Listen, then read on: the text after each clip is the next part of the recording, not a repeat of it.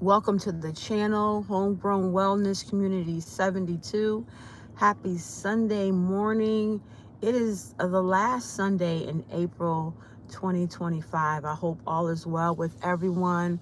Let me say, please, um, if you are not a subscriber, please subscribe, share these lives with anyone that you think would benefit from watching them. Um, Make sure you hit that like button. We are 2 subscribers away from being 100 subscribers. Let me also start off by saying thank you to all that watched my video on last Sunday. You know, I do my lives Sunday mornings, talking about different things, but I did a live last Sunday and I spoke to things that I've experienced being divorced.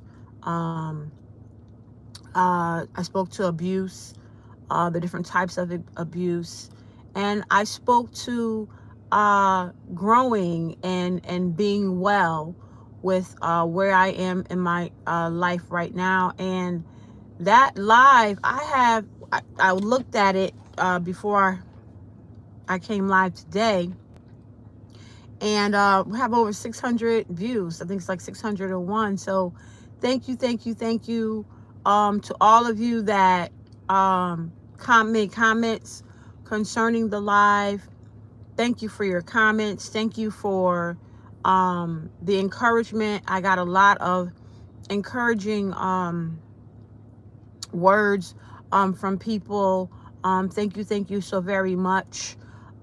Today I am going to, well, also let me say, I was going to come on later this morning, but doing some family things today. Normally I am on my way to my part-time on a Sunday, and I said, no, not today. Today I am spending time with my 2 favorite people in the world, my daughter and son, and we're going to do some family stuff. But where am I this early in the morning? Doing some mother stuff right now. I'm well, Ray. I am well. Thank you. Hope you are well as well. Doing some family stuff. I'm actually at the laundromat. And, we've sprung into spring. And so I have to wash some large linen, getting rid of comforters and things like that. The sun is bright. Here I go again, right? The sun is bright. I'm literally facing the sun. So that's what I'm doing right now. That is what I'm doing. So I subbed. Oh, okay. Okay. Okay. What school did you sub at? Hi, PS. Hello. So let me get into this, because I know that's why y'all clicked in. At the laundromat doing laundry early in the morning, and then the family the children and I, we're going to be going doing some family stuff. Morning, John. So, by the title, divorce, marriage, and religion, and I'm definitely going to talk from a personal experience. I will always come from a personal experience. And so let me also say up right off the rip. Oh no, you subscribe to me. Okay, thank you. I work in the school system, so when you say you subbed, I was like, oh, you were subbed. Oh God, yeah, I'm silly. I'm a silly person. I am a silly person. Okay, thank you for subscribing. Thank you for subscribing. So, I will always talk from a personal standpoint, y'all. Also, I am not, and let me say this, I am not by any means a licensed psychiatrist, psychologist. What I am is I am a woman that has lived life and is living life to its fullest, living well. So I feel that there are certain topics and life issues that I can definitely speak to, coming from my personal experiences. Okay, coming from my personal experiences. And I wanted to put that disclaimer out there. I'm not being a licensed therapist or psychologist or psychiatrist, because I may throw out a word, never labeling anyone, but I just want to put that disclaimer out there. So let's get into this. How did religion, and a lot of people, I just hope that people are open to the reality. I'm a real raw person. I don't sugarcoat things, but I'm going to talk to how religion played a part in my marriage, and how it led to, how it played a part to, or played a part in my divorce, if that makes any sense. So let me just give you a little background. Was not raised in the church, was raised as a Christian, but my parents did not, we did not frequent church. We were told and taught to love the Lord, to honor the Lord, to respect the Lord, but we were not raised in church. So I experienced a lot of personal death early on in my family. This is leading up to something, the religion aspect, and how it played a part in my marriage and how it played a part in my divorce. So was not raised in church. However, my mom passed when I was 25, lung cancer. My brother passed 10 years later when I was 35, congestive heart failure. Had a massive heart attack 3 days before his 42nd birthday, was gone before he even hit the ground. So anyhow, and my so I speak to that because here comes the religion aspect. I was very, very angry for years after my mother's passing. Didn't understand a lot of things.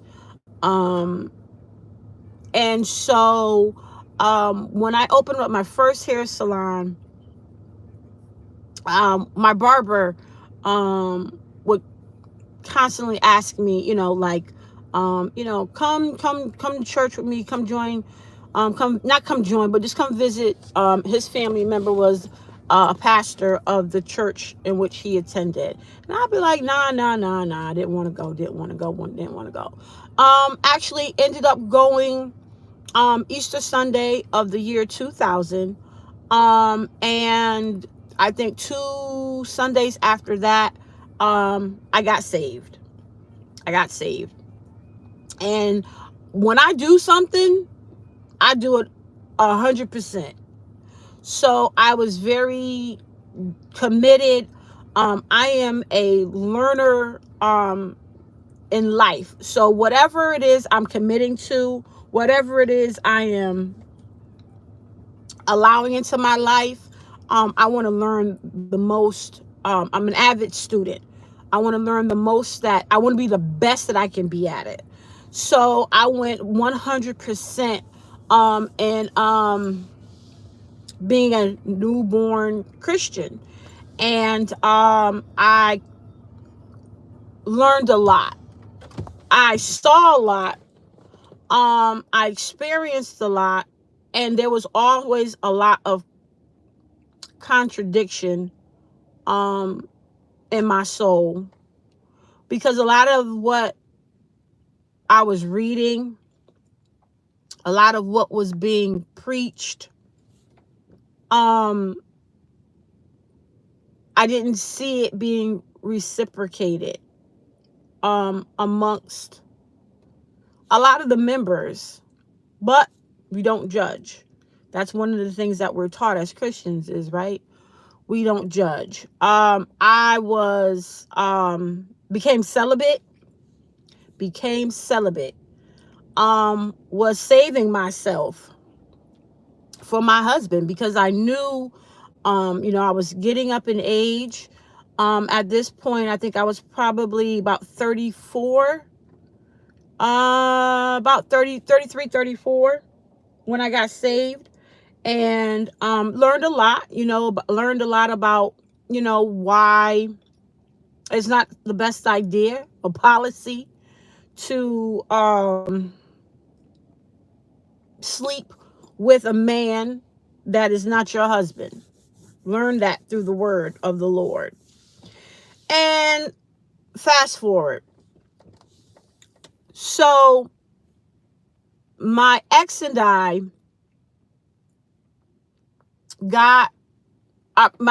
met again, because we had known each other since we were children. And his family moved from the town that we lived in. 27 years later, literally ran into him again. And we're both adults. And I am now, in my life, a licensed minister, ordained elder. Yeah. Loving the word. Living out the word to the best of my ability. But I always felt, and this is just personally, I always felt an internal conflict. I remember telling my ex, after we got married, I never thought that I was a good Christian. But this is me looking at me, not about what anyone else may have or have not said. This is going to be kind of a long video, y'all. So stay in there with me. And he agreed. So I was a licensed minister, ordained elder, and he was also he held a position in the church in which he attended. And it was interesting because when we met each other, we were both at a crossroad with the churches that we were members of, and we were both looking to leave the churches where we were both at. So that was a commonality also that connected us right off the rip, right from the beginning. And we were like, wow, this is great, because we were both looking to leave the churches we were at. We knew we were coming together to be husband and wife. Let me tell you something. Listen to this. How religion played a part in my marriage, and ultimately how it made my divorce very difficult and internally conflicting. So he and I met August 2010. This is religion. Listen, this is religion. And you have a right to feel however you feel watching this. And a lot of people may say, well, you're like bashing Christianity. No, I'm not. I'm talking about reality. And what I'm talking about and what I'm going to say is what a lot of people want to say and can't or won't or are thinking. And I'm telling you now, you have permission to think. You have permission to make choices not based on religion, but based on your soul knowledge that is there, your intuition. We're all given that. We're all given a soul.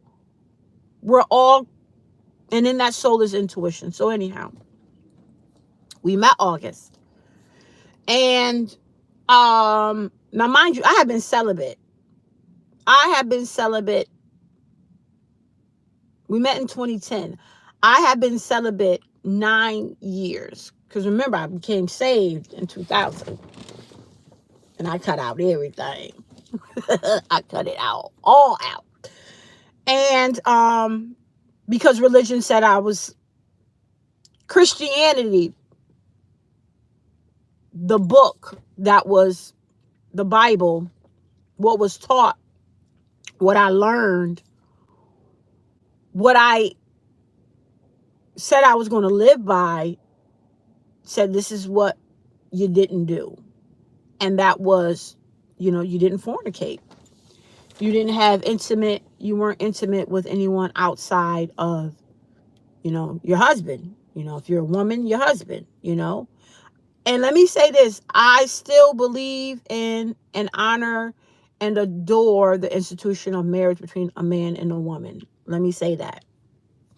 So we met August,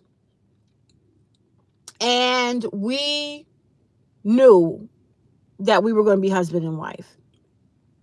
By September, he had asked me, Tanya, we need to get married. We need to get married because I know you're my wife, and and I felt and said yes, and I know you're my husband. So we had planned on getting married April of 2011 on my mother's birthday, which was April 19th. Knew we were going to get married in September. October was the first time we were intimate. And I can almost 1,000% say I got pregnant in October. The body was ready. You understand what I'm saying? The body was ready, y'all.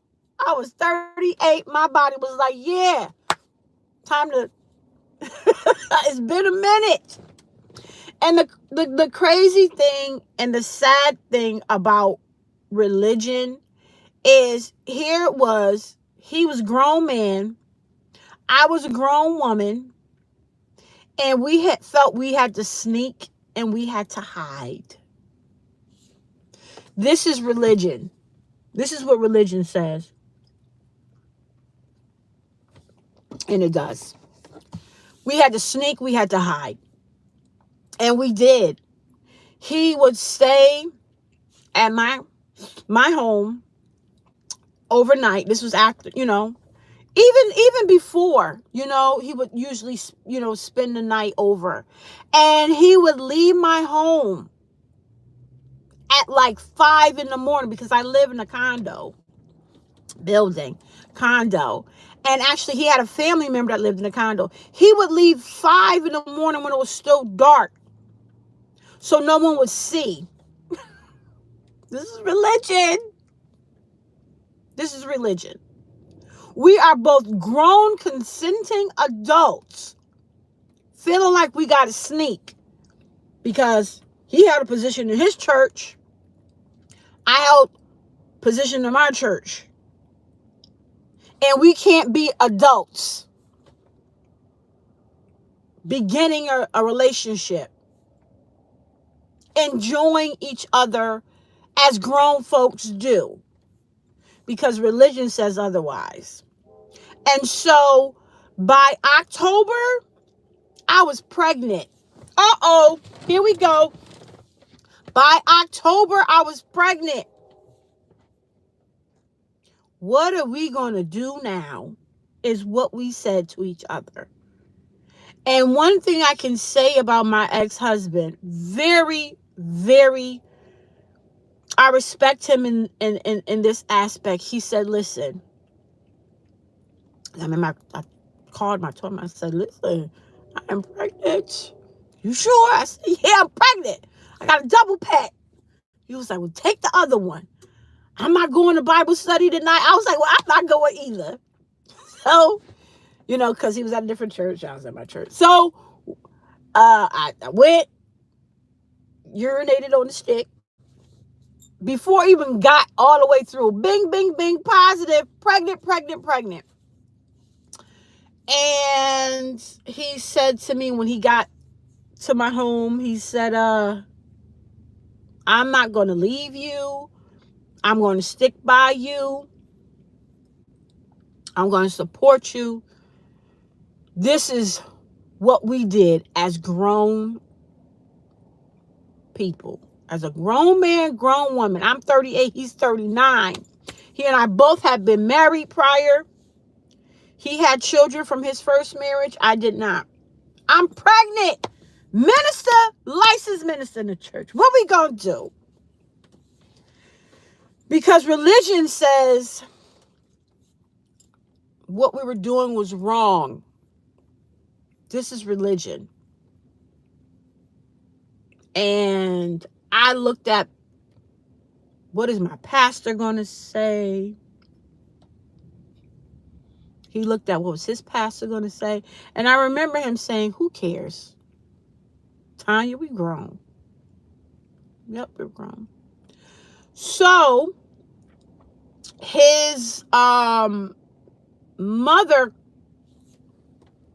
knew we were going to get married in April. And I remember going over to, he and I went over to the house, to her home, with her and her husband. And we were eating dinner. And she said, she knew I was pregnant, mother's intuition. She knew I was pregnant. And she said, y'all need to get married sooner. We were both relieved. Ugh. And she said, y'all need to get married before the end of the year. Now, this is just me. She knew I was pregnant. She knew her son impregnated me. She also knew we were planning on getting married in April. And she said, y'all need to go ahead and y'all need to do it sooner. December 25th. Now, I honestly feel that, this is just my personal opinion, she said that to cause no embarrassment to us. And she is also a person in the church and holds position.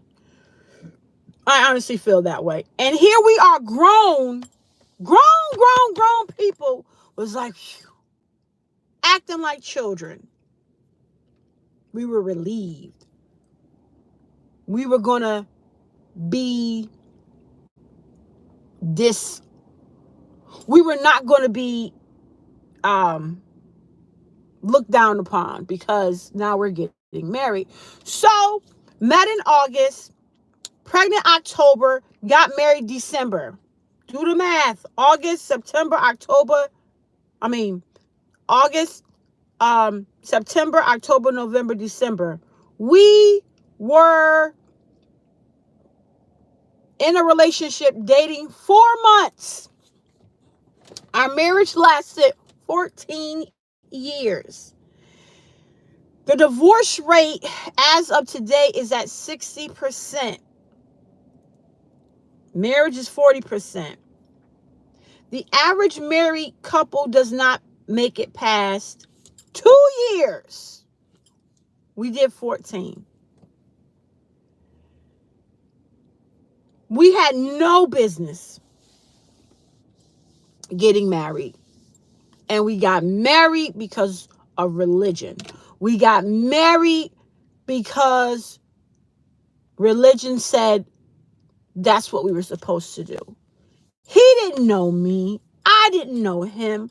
We had no business getting married that soon. Now, had we gotten married in April, he would have seen some things about me. I would have seen some things about him. And the marriage more than likely would not have taken place, even though I would have been. And see, that's another reason why we got married in December and why the rush. Because in the foundational Black American culture, we, say thick. I'm a very curvaceous woman. So I would have definitely been, had we waited till April, I would have been October, November, December, January, February, March, April. 6 months pregnant, big old belly. I was 2 months pregnant with our son, the joy of my life, when we got married. And the thing of it is, here's religion. Not for nothing, y'all.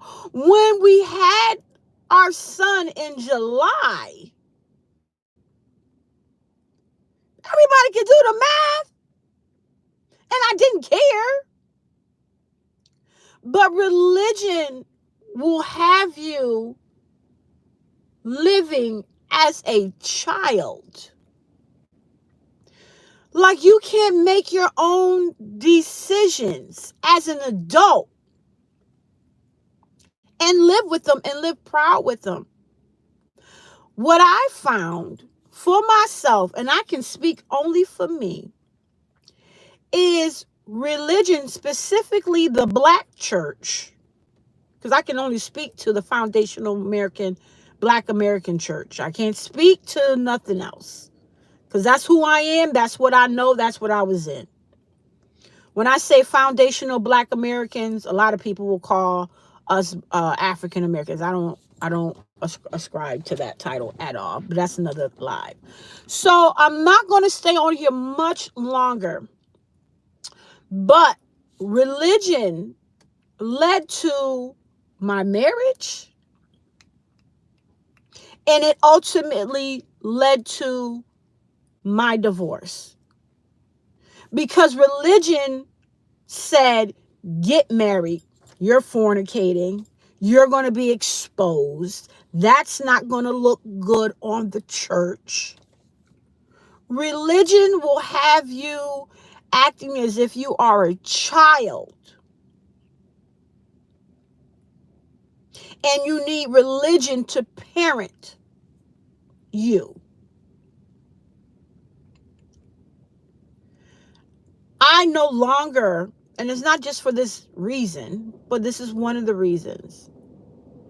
I no longer practice or go to church. I do not. Do I love the Lord? Do I believe in the Lord? Is he the head of my life? Absolutely. But let's just say, well, you know how the old folks used to say, it left a bad taste in my mouth.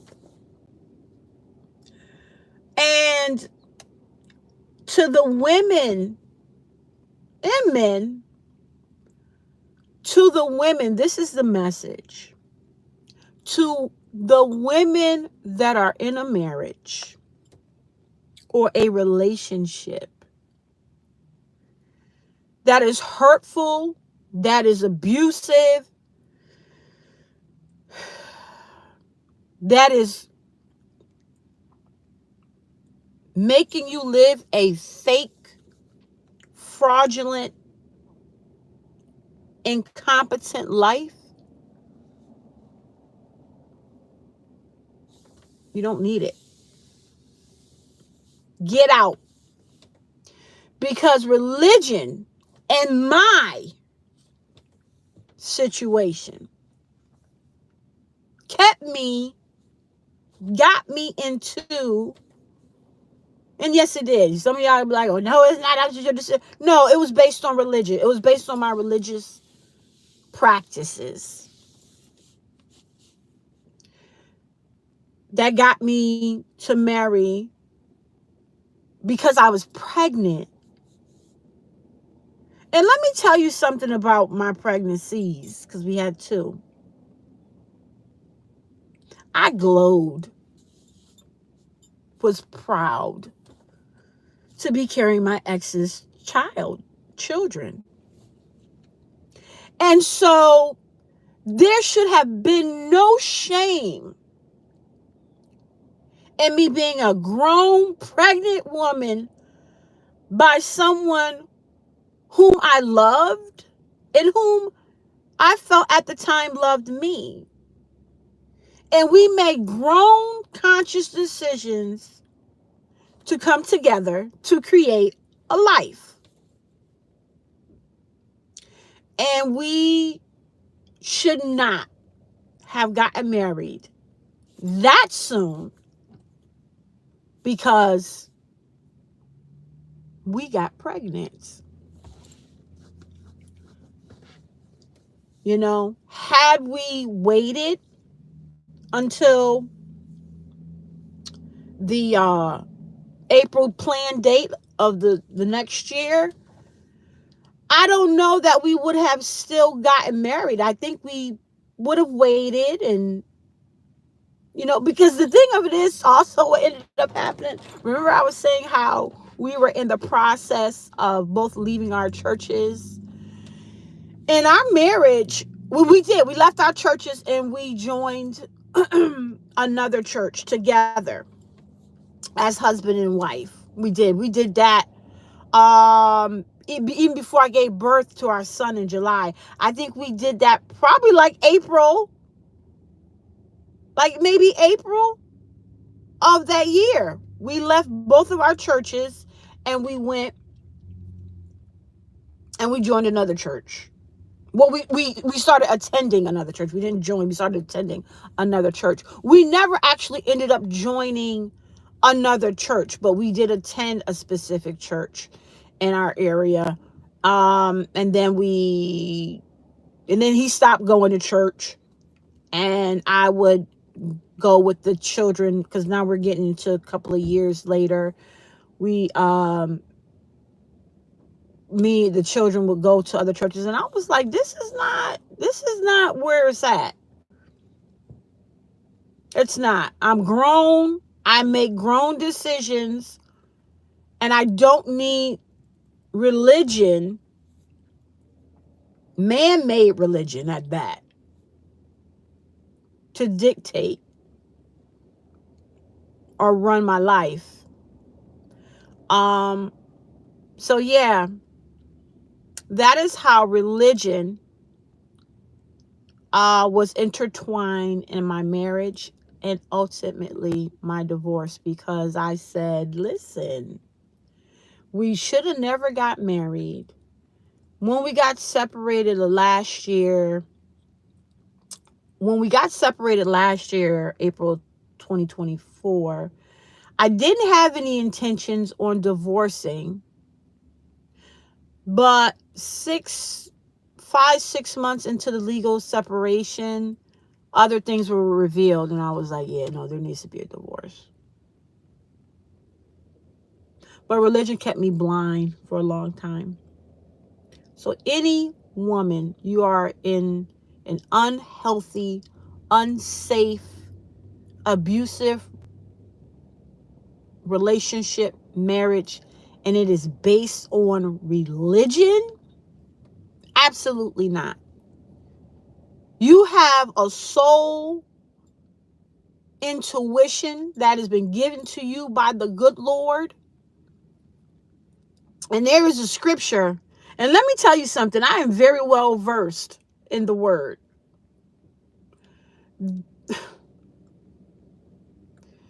You need to get out. You need to get out.